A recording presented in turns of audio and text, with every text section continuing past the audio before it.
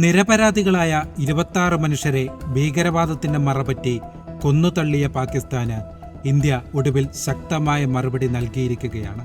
തിരിച്ചടിക്കുമെന്ന് Indian സൈന്യം ഔദ്യോഗിക പ്രഖ്യാപനം നടത്തിയ മണിക്കൂറിൽ തന്നെ നടത്തിയ ഇരുട്ടടിയിൽ ഇന്ത്യക്കെതിരെ കെട്ടിപ്പൊക്കിയ ഭീകര സാമ്രാജ്യങ്ങൾ നിലംപൊത്തിയപ്പോൾ ഒന്ന് പ്രതിരോധിക്കാൻ പോലും ആവാതെ വിറങ്ങലിച്ച പാകിസ്ഥാനെയാണ് നമ്മൾ കണ്ടത്. ഓപ്പറേഷൻ സിന്ദൂർ എന്ന പേരിട്ട സൈനിക ആക്രമണത്തിലൂടെ ഒരു രാത്രിയിൽ 9 ഭീകര കേന്ദ്രങ്ങളാണ് ഇന്ത്യ ലക്ഷ്യം വെച്ചത്. ഇതിലൂടെ 100ഓളം ഭീകരെ വകവരുത്താനായി. പുരുഷന്മാരെ തിരഞ്ഞുപിടിച്ചാക്രമിച്ച് സ്ത്രീകളെ തീരാക്കണ്ണീരിലേക്ക് തള്ളിവിട്ട ഭീകരർക്ക് അർഹിച്ച ശിക്ഷ നൽകിയതിലൂടെ ഓപ്പറേഷൻ സിന്ദൂർ അതിന്റെ പേരുകൊണ്ടും കർമ്മം കൊണ്ടും അർത്ഥപൂർണമാവുകയാണ്. അതേസമയം ഓപ്പറേഷൻ സിന്ദൂറിന് മറുപടി പറയാനാവാതെ കുഴഞ്ഞ പാകിസ്ഥാൻ രാജ്യത്തെ ഭരണകൂട മാധ്യമങ്ങളെ കൂട്ടുപിടിച്ച് നുണ പടച്ചുവിട്ടാണ് പിടിച്ചു നിൽക്കുന്നത്. ശ്രീനഗർ വ്യോമതാവളത്തിൽ പാക് സേന ആക്രമണം നടത്തിയെന്നും ഇന്ത്യൻ സൈനിക താവളം നശിപ്പിച്ചുവെന്നുമെല്ലാം പാക് സേനയുടെ മീഡിയ വിങ്ങായ ഇന്റർ സർവീസ് പബ്ലിക് റിലേഷൻ പോലും ഒരുളുപ്പുമില്ലാതെയാണ് ബിഗ് ബ്രേക്കിംഗ് പോലെ പുറത്തുവിട്ടത്. ഇന്ത്യയുടെ റഫാൽ, സുഖോയ് വിമാനങ്ങൾ തങ്ങൾ വെടിവെച്ചിട്ടെന്നും വ്യാജപ്രചാരണം നടന്നു. എന്നാൽ പാകിസ്ഥാന്റെ നുണപ്രചരണത്തെ ഉപഗ്രഹ ചിത്രങ്ങൾ അടക്കമുള്ള തെളിവുകൾ നിരത്തി തന്നെ ഇന്ത്യൻ സൈന്യം നേരിട്ടു. മാധ്യമങ്ങളും രാജ്യത്തെ ജനതയും അതിനു കൂടെ നിന്നു. ഓപ്പറേഷൻ സിന്ദൂറിന് മണിക്കൂറുകൾക്കുള്ളിൽ ഇന്ത്യക്കുള്ളിലെ 15 സ്ഥലങ്ങളിൽ മിസൈൽ ആക്രമണം നടത്തിയെന്ന് വാദിച്ച് പാക് മാധ്യമങ്ങളും പ്രൊപ്പഗണ്ട എക്സ് ഹാൻഡിലുകളും രംഗത്തെത്തിയപ്പോൾ ചിത്രങ്ങൾ ഡീകോഡ് ചെയ്ത് ഫാക്ട് ചെക്ക് നടത്തിയാണ് സുബൈർ അടക്കമുള്ള ഫാക്ട് ചെക്കർമാർ അതിന് മറുപടി നൽകിയത്. സമീപകാലത്തായി ഗാസയിലും മറ്റും നടന്ന യുദ്ധങ്ങളുടെ ദൃശ്യങ്ങൾ ഇന്ത്യയിലേതാണെന്ന് പറഞ്ഞ് ആഘോഷിച്ചവർക്ക് മുന്നിൽ ഡാറ്റ സഹിതം ഇവരെത്തിയപ്പോൾ അക്കൗണ്ടും പൂട്ടി ഓടിയവരും ധാരാളം.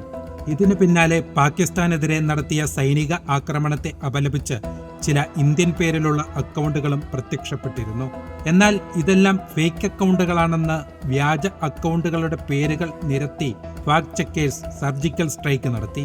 പാകിസ്ഥാൻ പ്രചരിപ്പിച്ച വ്യാജ വാർത്തകളും യാഥാർത്ഥ്യവും തങ്ങൾ വെടിവെച്ചു വീഴ്ത്തിയെന്ന് അവകാശപ്പെട്ട് പാകിസ്ഥാൻ സൈന്യത്തിന്റെ മീഡിയ സെൽ പങ്കുവച്ച ഒരു ചിത്രമായിരുന്നു തകർന്നു കിടക്കുന്ന MiG-29 ഫൈറ്റർ ജെറ്റിന്റേത്. എന്നാൽ ഇത് 2024 സെപ്റ്റംബറിൽ രാജസ്ഥാനിലെ ബാർമറിൽ തകർന്നു വീണ ഇന്ത്യൻ വ്യോമസേനയുടെ MiG-29 യുദ്ധവിമാനമാണെന്ന് സ്ഥിരീകരിക്കപ്പെട്ടു.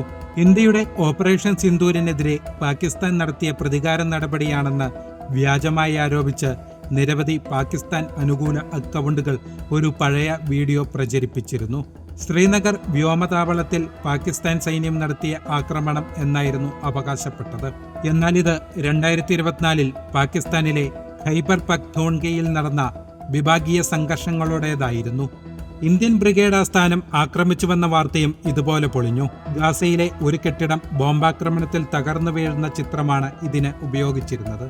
പാകിസ്ഥാൻ വ്യോമസേന 2 ഇന്ത്യൻ വിമാനങ്ങൾ വെടിവെച്ചിട്ടു എന്ന വ്യാജ ചിത്രത്തിന്റെ ഉള്ളടക്കം രാജസ്ഥാനിൽ നടന്ന ഒരു IAF MiG യുദ്ധവിമാന അപകടത്തിന്റേതായിരുന്നു.